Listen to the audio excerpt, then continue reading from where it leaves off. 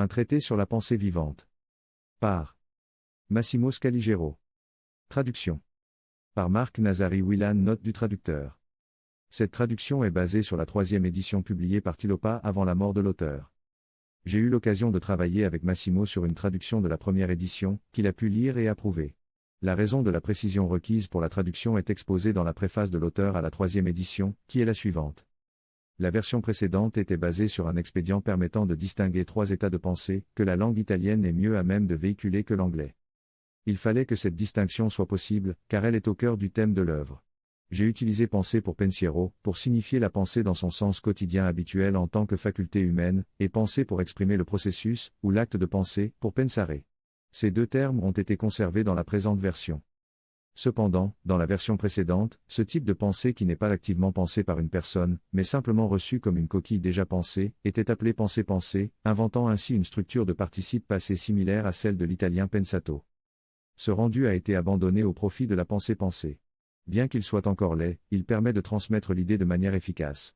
Le texte lui-même montrera pourquoi la pré-pensée ne peut pas être laissée seule. L'anglais britannique a été utilisé tout au long du texte, car je suis un locuteur natif de cette version de l'anglais et bilingue en italien depuis ma naissance. J'espère que cela ne découragera personne. Il ne s'agit pas d'un ouvrage à parcourir à la hâte, un court passage doit être réfléchi et véritablement ruminé.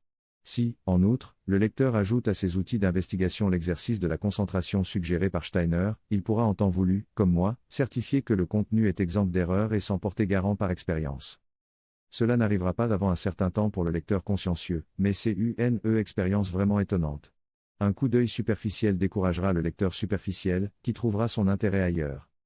Cette traduction a pris des années et ne peut encore être considérée que comme une ébauche. Peut-être pourrai-je à l'avenir la rendre plus lisible, mais l'exactitude du contenu a été ma principale préoccupation. J'espère néanmoins qu'un nombre minimum de lecteurs pourra utiliser ce travail unique, au moins jusqu'à ce qu'une ère plus favorable se lève.